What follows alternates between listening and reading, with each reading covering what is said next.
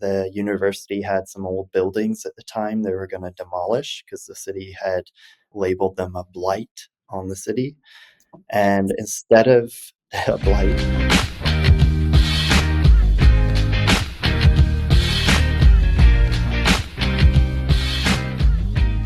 whether you're developing a new student housing community or acquiring an existing one, fast and reliable internet isn't a luxury, it's a necessity.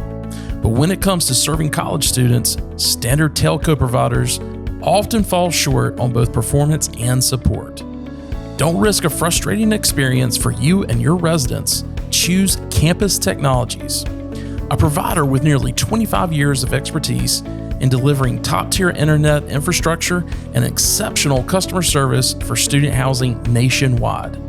Beyond high-speed wired and wireless internet, Campus Technologies also offers managed IT services to keep your property management team running smoothly at their properties. Even if you're not currently in the market for a provider, you need to know the best practices for upgrading your property's internet infrastructure. Download their latest white paper today. You can find the link in the show notes or visit campustechnologies.com.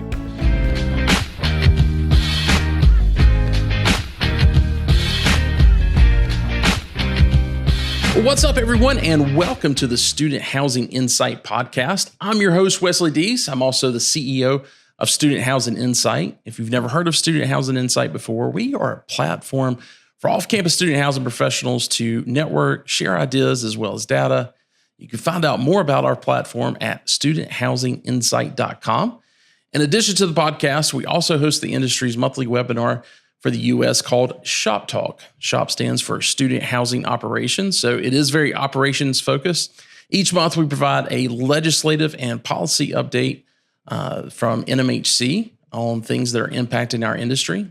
Shop Talk also provides a monthly overview of pre-leasing data on a national and a regional basis, along with a panel of operators who provide their on-the-ground observations. And we typically provide a topic of the month as well. So a lot of great information. And if you are involved with the operations of student housing in the U.S., you should certainly be registered to receive our monthly invites. You can register to receive those as well as review prior Shop Talk webinars by going to www.shoptalk.info. I don't know who says www anymore, but go to our website at shoptalk.info. We'll also provide that link in the show notes. So if you're out running around or in the car and I can't take that down, you can always find that in the show notes.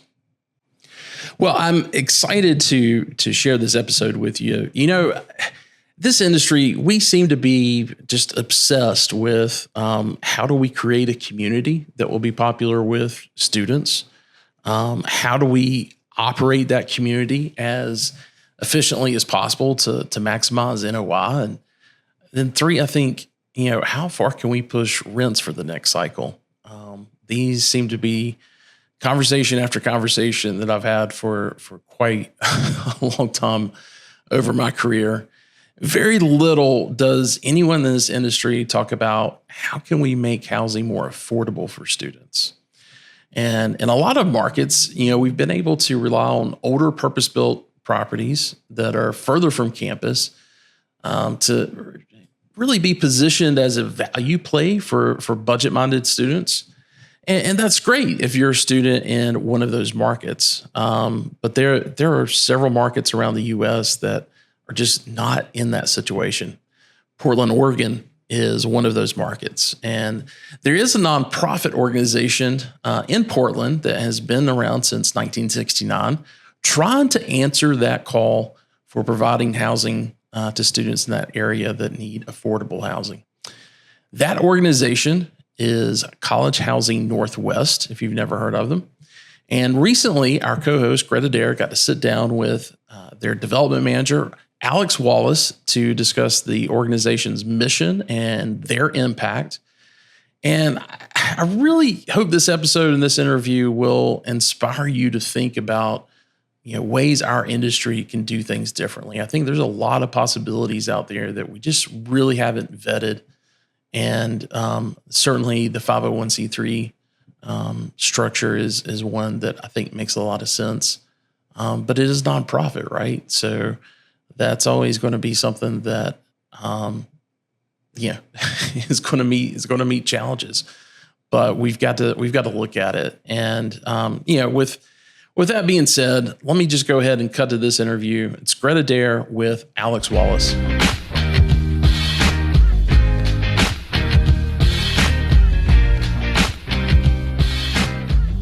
Hello, everyone, and welcome to the Student Housing Insight Podcast. I'm your host today, Greta Dare, and joining me is Alex Wallace from College Housing Northwest. Welcome, Alex. Thank you. Very excited to have you and extremely, extremely excited about the work that you and your organization are doing out there in Portland. Yeah, I'm excited to be here. Thanks for having me. Absolutely. So if you could let everybody know, give everyone a brief summary about what it is that College House Northwest actually does. College Housing Northwest is a registered 501c3 nonprofit. We're based in Portland, Oregon, and we provide affordable housing for college students and have since 1969. The work we do is really driven by acknowledging that students pay a lot, sometimes more than they can afford in rent, and figuring out ways that we can help them so they don't become financially strained and can graduate or finish their diplomas or just achieve general life success. So I actually love that for a lot of reasons, obviously. And I think, as you know, that is kind of a major issue everywhere. Obviously, it's an extremely important issue in the city of Portland, but it's definitely an issue that we're seeing across the country. I think anyone that's watching this or is listening to this knows that. And it's becoming kind of an ongoing, increasing issue everywhere. Is that something that you've seen kind of increase there or get worse and worse in Portland over time? Yeah, I think, like you said, this is something that almost everywhere is experiencing, and so we kind of hear that firsthand from the students, from the schools, that everything is just becoming more expensive, housing included, and that's a huge barrier. It's a huge barrier for schools enrollment, and it's a huge barrier for students to overcome while they're trying to complete their education. So to kind of focus on that, because I think that what a lot of people don't necessarily realize or may not even be aware of is that student homelessness even is an issue. I think that when people think about students and education in their minds, it's, well, don't they have, if they have scholarships or educational scholarships, athletic scholarships, or if they're going to school, isn't housing included, or isn't, can't they just take out a student loan, or shouldn't they be getting a job? And one of the things that I've actually have learned about this, or I've known about this issue for quite some time, is that the answer to that question is no, and that student homelessness is something that is actually extremely widespread throughout our industry. And it isn't just low income students. It is one of the things that I learned a number of years ago from someone that I was, working with, is that this is something that athletes can experience. This is something that a lot of people can experience because your scholarship does not necessarily include housing. And if you're a student athlete, you aren't allowed to get a job.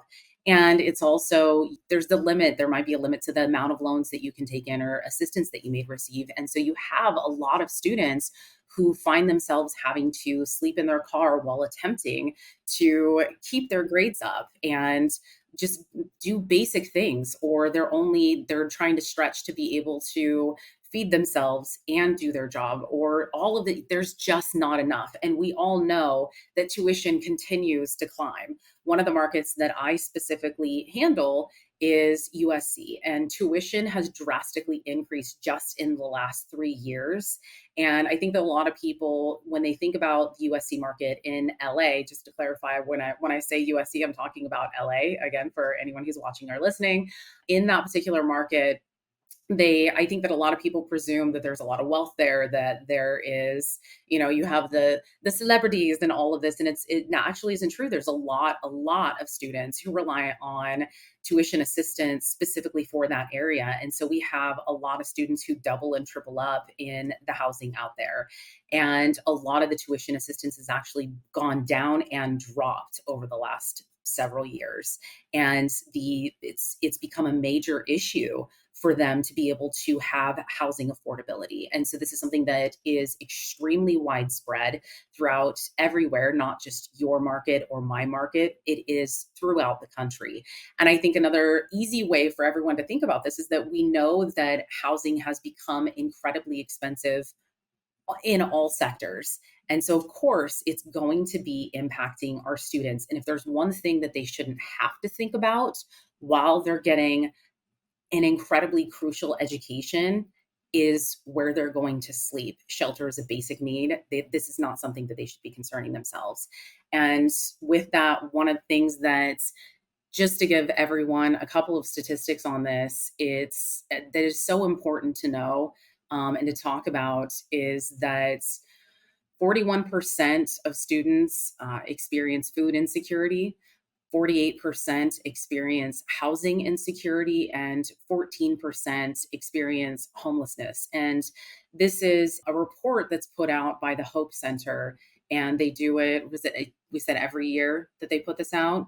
And this is over 75,000, almost 76,000 different students, I believe, that are surveyed.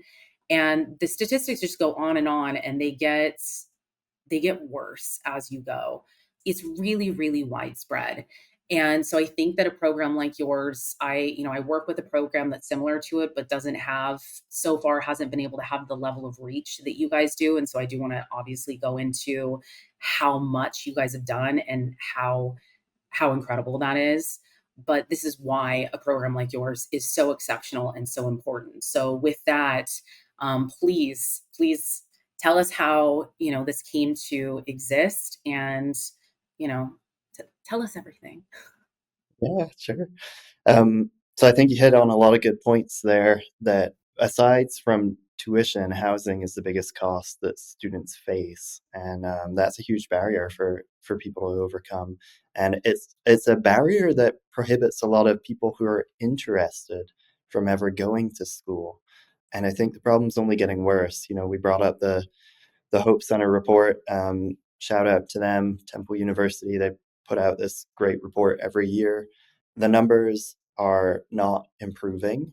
They're definitely getting worse over time. That's not to say that there aren't people trying to work hard and address this problem, but this is definitely something that, at a sort of macro level, is really difficult to figure out how to solve.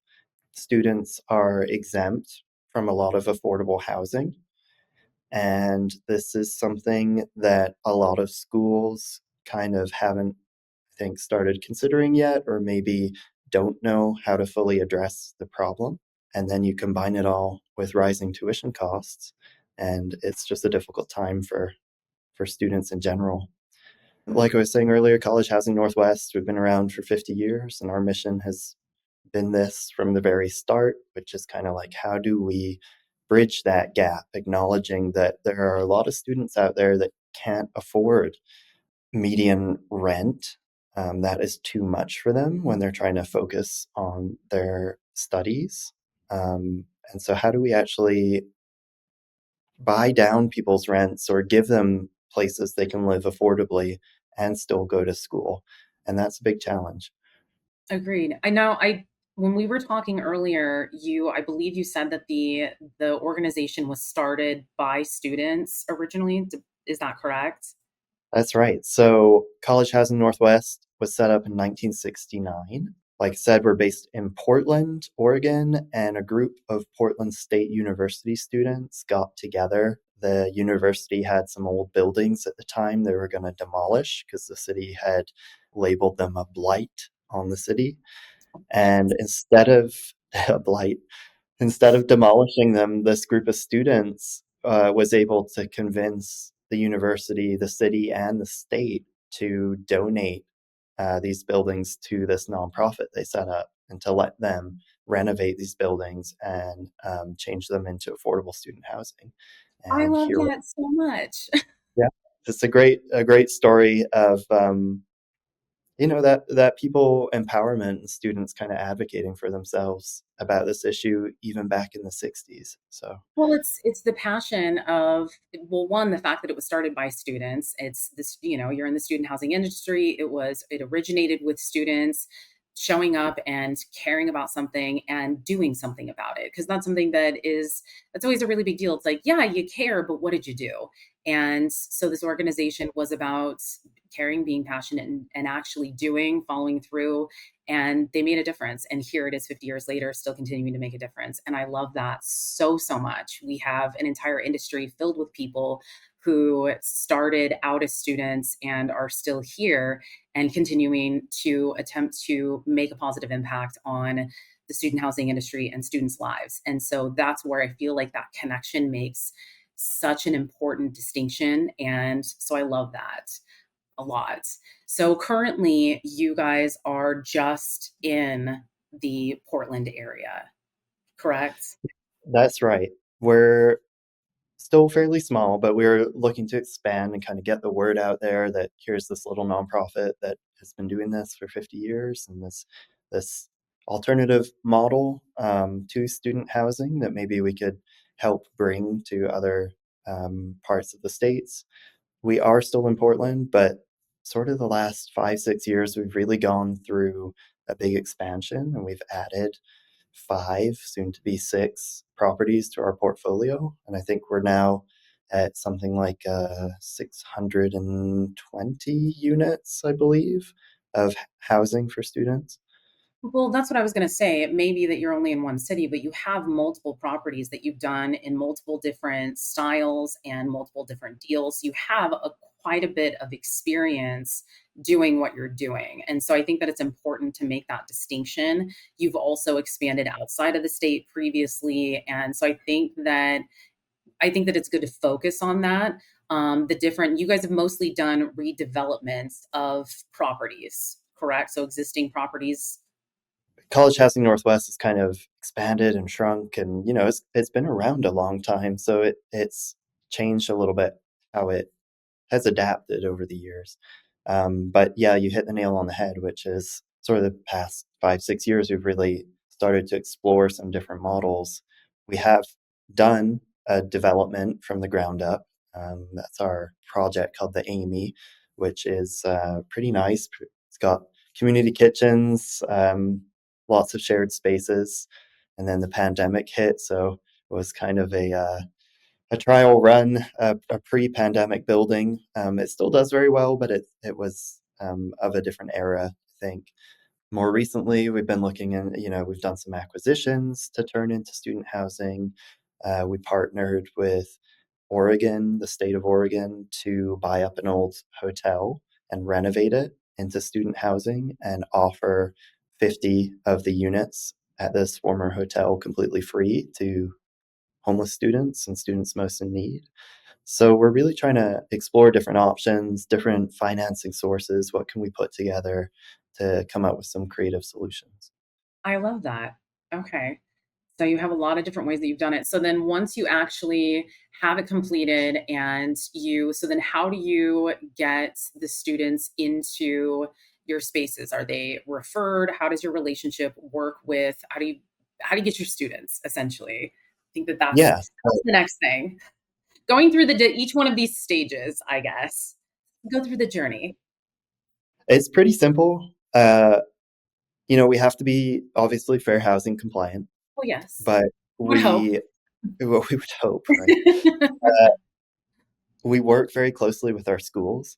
And so we Okay. get a lot of schools as partners, and they kind of refer students to us, and they let us, do things like advertise to their community and just kind of get the word out there. And so we kind of naturally have a lot of students who know about us in the area and come to us because we've been kind of building that brand and that knowledge in Portland, that these affordable communities for them. That works out. So you already have that brand awareness. And then the students that are like the student life that essentially, because we have in a lot of the student housing communities, there's Res Life. I'm sure you're aware of this, that there's like Res Life programs for off campus. And that's something that a lot of the off campus communities are extremely passionate about. And So then would you say that that's somewhat comparable at your communities, or do you go above and beyond that? Or what is your focus inside of, your communities as far as, or how does it compare or contrast, I Sure. guess? In Oregon, I think 3 or 4 years ago now, maybe 3 years, the state passed a law which required schools to provide what is called a basic needs navigator, somebody who's on campus, whose whole job it is to help students connect with services that they need, and that includes housing. And that's been a big place that we've been able to plug in because we can help schools fulfill the housing need that maybe they can't meet. And then as far as our communities themselves, we really try to foster that sense of camaraderie, and we do that by hosting like a lot of resident events. We have a lot of amenity spaces. We also do things like we really lower the barriers for students to get into our properties. So, like, we charge really low security deposits. We don't require a rental history or a cosigner, and things like that, because we know that for a lot of students, this is the first time they've lived on their own. And they might not have had a rental history because this is literally their first apartment. I'm actually really glad you brought that up because I actually jumped ahead going into the student event or asking about the life when they actually get there, and that's a really, really valid point. It's something that I think that one, we have resident guarantor programs, and that's something that a lot of us like work with to be able to also help with that lower, barrier of entry. But it is something that a lot of students struggle with. To be honest, like it's something that I thought about one of the first times that I heard that, oh, well, we require all of our students to have guarantors. And I'm like, really? What about the students that maybe wouldn't be able to have a guarantor? And this was well before, the companies like Leap and the guarantors and all of these companies came out. And I'm like, I'm sorry, what about those of us who wouldn't have had parents that could have had a cosigner? Like, we exist, right? And we still could have gone to school. Like that's a thing. It really is where not everyone has people in their lives that can automatically be a guarantor. And that's where your guys' program is so important. There are a lot of kids who qualify and go to school, but they wouldn't be able to have a guarantor. And so I love that you guys know that and you recognize that, like you really know this demographic and their needs. And that's really meaningful. Well, I think that's a huge deal. One, to just kind of wrap up the community piece, what we found is like these students kind of build their own community. When you give people a safe, affordable place to live, they typically look after it and they're pretty happy to be there. And, so it kind of is like this self-fulfilling prophecy in a way. And then as far as the guarantors and things, College Housing Northwest's been around for 50 years. And during that 50 years, who a student is has changed quite a lot. So I think the average age of a US college student is now 25. It's not 18, which obviously depends on the school in a lot of cases, but it skews It older has than gone up right. regardless. It really has. In some cases, it can be like a little bit lower, but it really isn't in most cases. And we have more grad students that are coming in every single year. And that's where it skews higher. So you're not wrong. Like that's almost every single university where we have more grad students entering, which is great.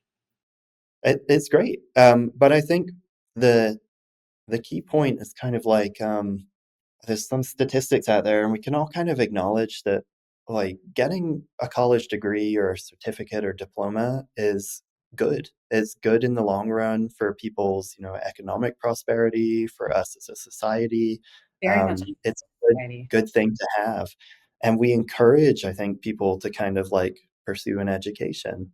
So if somebody doesn't have a guarantor or a cosigner or whatever, and you require it, you're adding an additional barrier to prohibit somebody from getting that on that path that you're trying to encourage them to get on.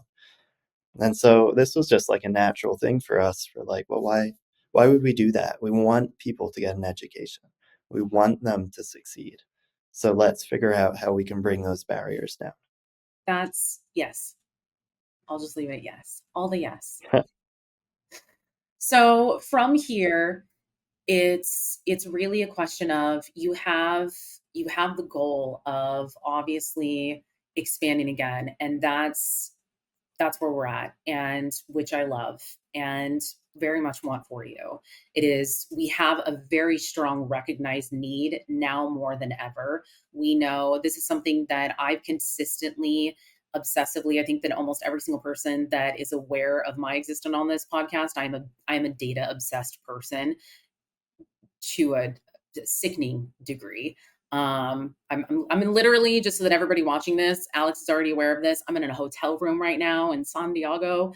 My mom's in the background. She can tell you right now, this is just a thing that is, it's always been a thing. I got spreadsheets on top of spreadsheets with citations and data. So this is just my life. So when I say like this is, I've tracked the tuition costs dating all the way back to really when they started to take off and change, and all of it's drastic. And so this need is necessary everywhere, and so that's the other reason why I'm so excited about it. And so yes, what are the next steps as far as how we, we get something like this further out everywhere? How is it that more people can get involved? What do we do next?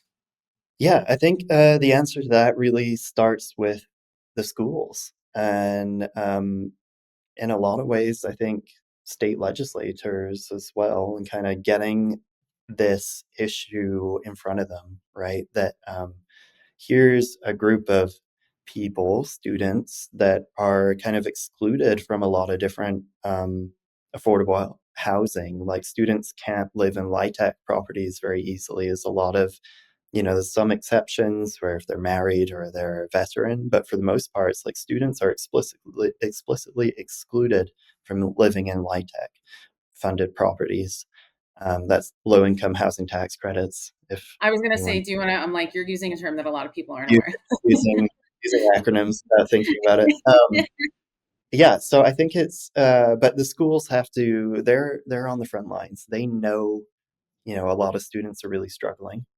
And so I think a lot of schools are beginning to turn to, well, how do we address this? How do we use what we've got to figure out ways to house our students? Um, and then my great hope is, like, College Housing Northwest is a resource, and we're here and we've done it. And so if schools have questions, or are looking for a partnership or anything like that, reach out, because we're making waves in Oregon. So I'd love to be able to help schools across the states, because there's a lot of people struggling. So is that ultimately the goal, is to be able to partner with more schools throughout throughout the industry, and that's state, private, community colleges, just as you go, and those are kind of the number one target that you have right now?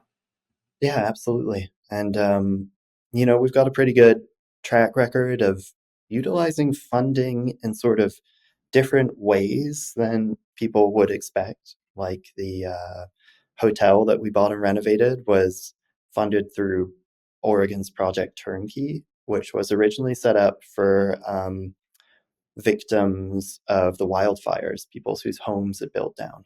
And that program was very successful, so the state continued to fund it and kind of widened the net to who could apply. And so we partnered with a school called Mount Hood Community College that really has struggled with a lot of housing insecurity for students, and pitched the state of, like, hey, here's this old hotel, and you guys have got this Project Turnkey set up, and we think we could really help some students. And the state said yes. And that's just one example of what we've been up to. So here's the thing about what you're talking about right now, and this is actually why the timing of this conversation I kind of love, honestly. Clearly, we already know I love this. I love all of this already. However, the timing is kind of gorgeous because there's a lot going on that is hitting so many universities right now, right? And the majority of them are private universities. We have so many that are losing their funding. We have students that, I have a ton of students at USC that, they're having their PhD, they're getting letters that their PhD programs are being cut, everything, right? So if that's currently happening, obviously, as we go into interface, the huge part of the conversation is how all of these dev projects and all of this how is everybody going to be impacted by tariffs and all of this? And then additionally, financing packages and how is this going to be affected in that? And the thing is, and then obviously we had LA, which was impacted by the fires. Now, if you take all of this information, everything that I listed and more, and you kind of combine it all together into what it is that we're discussing right now. So we have all these, university issues that are going to be impacted. We have all of these developments that are, going to be impacted. And then you come back and you look at what you're talking about. And this potentially could be a really beautifully packaged solution, possibly, and correct me if I'm wrong, for a lot of our housing providers, where if they potentially, possibly wanted to reach out to your organization and potentially, look to offer redevelopments in one of our, in any of these tier one or tier two markets and do something like that, that's going to cost less than new development. That's a lot less money to be spending on all of those supplies. And you guys have already done creative packaging of finance deals. Also, Innovator Awards gives out financing awards. You might get an Innovator Award out of it. That's exciting too. But you're doing something exceptionally good as well. But you guys would have the information, the knowledge, the resources to be able to help with that financing. We don't know what's going to be going on with the market. We don't know how easy it is or how it's going to be affecting all this financing. You guys may be able to provide solutions to people right now who are like nervous about how to move forward in the economy as it's turning. And this is a huge solution to that, possibly, that also can help a lot of kids in education. And that's kind of beautiful. Unless, again, I'm wrong and no, you're only interested in working with schools. No, I think we're open to all partnerships, and it's a bit of like, well, how do we, bottom line, how do we help students, right? Like, and and I think that takes a lot of thinking outside the box because, all the reasons that we've just listed, but it's things are tough right now. They're tough, everything's expensive. Students are Mhm. really struggling. A lot of cities have a lot of uncertainty. A lot of schools have a lot of uncertainty. And so it's just this kind of like, okay, well, can we still come up with some clever, creative solutions that are maybe utilizing existing pots of money in different ways? Yeah. So it's, I mean, to like make it clear, because to everyone, it's really what I'm kind of seeing in my head is, say, one of our, off campus housing companies, if they were looking to do a project in one of these markets, and if it was a 500 bed property, if they took a portion of it and did like 150 beds or 100 beds or whatever, and made them affordable through your program and did that affiliation kind of the same thing through the university, and they automatically maybe, if they offered them at a lowered rate or free rent, or maybe, if it was a percentage, something like that, and then through that same creativity that you were talking about, that also lowered the cost of the redevelopment or development, whatever the case may be. And that's essentially a win-win-win-win-win-win for everyone, again, including meeting that original mission of student housing, which is positively impacting this industry and helping students. Because again, that's, as long as I've been in student housing, that's what the mission has always been, is that we're here to positively impact students' lives. And that joint partnership would absolutely do that every single time. And so it's, I think that like that would be incredible. I think so too. I would love to see it. Yeah, I'd love to live in a world where it could be wins across the board because that would be great and it would only help everyone. Well, with that, I think that, so if a school or community college, anyone was looking to do any type of a partnership with the organization, how would they reach out to you? Yeah, I mean, so our website, www.chnw.org. Okay. Or people could always reach out to me directly. awallace@chnw.org is my email. And yeah, I'm happy to share some contact details with you later, Greta, if you It'll want end up in the to. podcast too, but just in case somebody is like driving in their car or something Yeah, like yeah, that, just be able to hear it in their head and automatically know that they can email you directly, they can go to the website and that works. And they're like, it's that thing in their head. So, yeah, okay, yeah, wonderful. and absolutely thrilled to have anyone reach out and start a conversation. I love that. Okay. Well, is there anything else that you want to make sure that anyone knows about the company, the program? Did we miss anything? Did I, before we? We've been primarily self-managed, right? Like we have built or acquired and managed all our properties ourselves, but we've also managed for others in the past. So that's something Oh, that we're definitely open to. That for a long time, that's what we did, was just manage schools, housing, all across Oregon mainly. okay. That's interesting. Okay. All right. So then, thank you so much. I love everything that you guys are doing, and I hope that this has been educational and interesting for everyone that was listening and paying attention. And I wish you all the best and success in all that you guys are doing. And thank you for taking your time to Great. chat with me today. Yeah, thank you so much, Greta. Absolutely.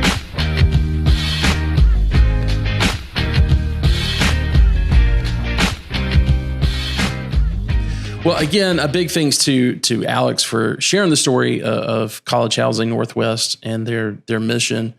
Yeah, I'm really interested. What are your thoughts after hearing this? Do you know of a market of this type that this type of organization could really be of help to students? Would love to see that in the comments. Certainly, email me any stories that you're thinking of or opportunities that are out there. I'd love to share it with certainly with Alex and his network. Well, that does it for this episode. Again, I want to remind all of you to join us for Shop Talk, which is our monthly webinar on all things related to student housing operations. You can register to receive that monthly invite for that webinar, for each webinar each month, by going to shoptalk.info. Again, that's shoptalk.info. Well, guys, make it a great day. I'll see you on the next episode and look forward to hearing from you soon. Take care.